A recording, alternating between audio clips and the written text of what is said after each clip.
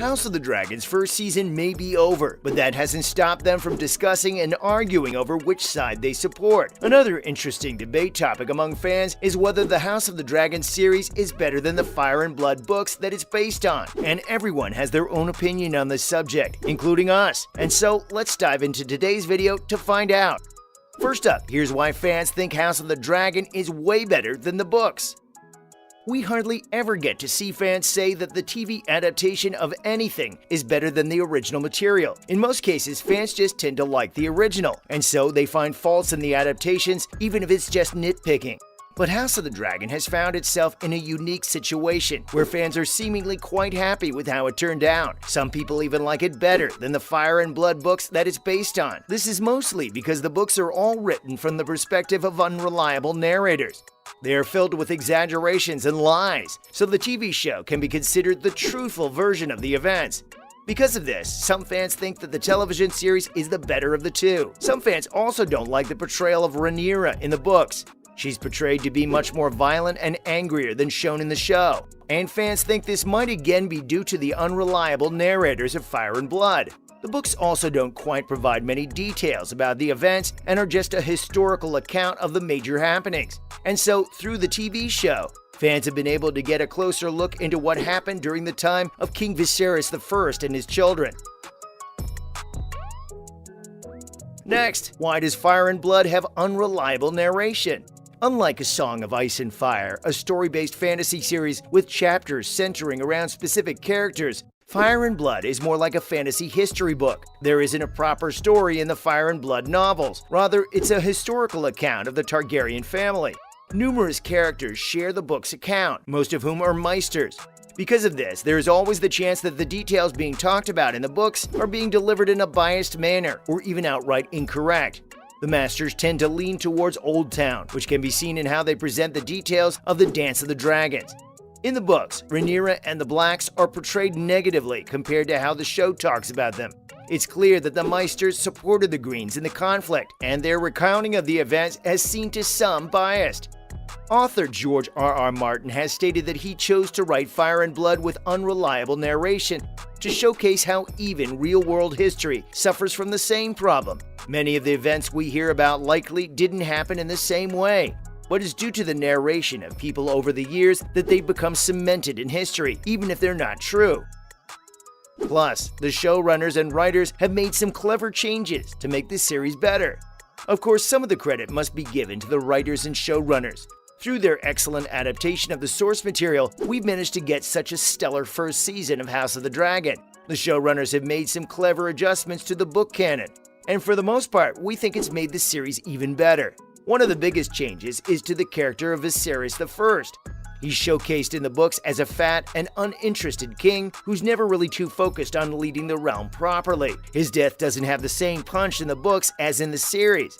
Viserys I, in the TV show, is shown to be someone who's trying his best to maintain his family and the politics of the realm. While he might not have been the best king, his character is still quite sympathetic. Plus, Paddy Considine's portrayal of Viserys also just added so much life and charm to the character that's sorely lacking in the books. Author George R.R. Martin even reached out to Paddy after episode 8 of the series, stating that his version of Viserys was better than the books. With a compliment like that coming directly from the author, there's no doubt that the TV show has managed to do some things even better than the books. We should mention, though, the series hasn't been perfect so far. While there are many things that the TV show does better than the books, some longtime book fans think there are issues that need to be addressed. Most notably, fans of the Greens in the books feel like their side isn't being portrayed properly, at least when compared to the Blacks. The Greens seem more and more like villains by the end of the first season. While that would normally be okay, the problem is that the show seems to be portraying the Blacks as the good guys instead of making them out to be just as bad. The conflict is morally gray in the book series, and no side ever feels like they're in the right. In the TV show, though, it's hard not to align yourself with the Blacks since the Greens just feel like the biggest and most over-the-top villains. In the books, some scenes make Rhaenyra feel like she's quite a dangerous person, so the Greens not wanting her to rule the throne seems somewhat justified. After Vyman Valerian is killed in the books, Rhaenyra has his remains fed to her dragons. And when she's in labor with her 5th child, Visenya, she curses at Alicent and her child for days in pain. These scenes make her feel almost like a villain, but conveniently, they aren't present in the TV show. Again, this might be because of the book's unreliable narration. Moving on, Kit Harington shared his opinion on House of the Dragon. Since details of his upcoming Snow sequel came out, Kit Harington has been back in the news lately. The star has now shared his 2 cents on what he thinks about the Game of Thrones prequel. In an interview with The Hollywood Reporter, Kit talked quite a bit about the premiere of his new movie Blood for Dust. But of course, he also discussed the future of his Game of Thrones character and gave us some praise for House of the Dragon. Harington stated that he hasn't caught up with the season entirely because of his recent responsibilities, but he's liked what he has seen so far. He mentioned that the series is great and the team behind it has done a brilliant job. Really enjoying it, yeah. My friend Miguel showran it, so I'm really enjoying it. I think they've done a fantastic job. The actor also stated that he was quite impressed with how they were able to continue the Game of Thrones franchise. After how Game of Thrones Season 8 ended, it didn't quite look like fans would ever be open to another series set in the same world. But with House of the Dragon, HBO proved to everyone that the Game of Thrones fandom was still alive and well. House of the Dragon has seemingly managed to get Kit's approval. Now let's just hope that the show continues providing the same quality level in its upcoming seasons. It's a weird one to start a whole new show in the same kind of realm and to make it its own thing, and I think that they've really done that. Plus, Kit talked about his upcoming Snow sequel. It looked like Kit was done with anything related to Game of Thrones.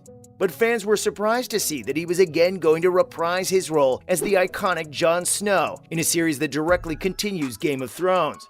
When asked about the TV series, he repeated his line from GOT, adding that he knew nothing. The actor may have been advised to keep his mouth shut about any details from the series until HBO releases more details. But we know it's happening from Emilia Clarke and George R.R. Martin, who stated that the show is currently in the early stages of development.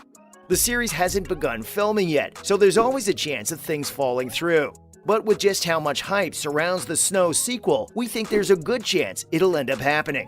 It's possible this isn't the full long-running series that some fans think it to be. Instead, it could serve as a mini-series that looks into the life of Jon Snow after the events of Game of Thrones and gives him a bit of closure. Many fans felt slightly disappointed with how the Night King storyline wrapped up, so maybe this series could rectify that a bit too. That's a wrap for this video. What are your thoughts on House of the Dragon being better than the Fire and Blood books? Comment below, give this video a thumbs up, and subscribe to our channel for more videos like this. See you at the next one.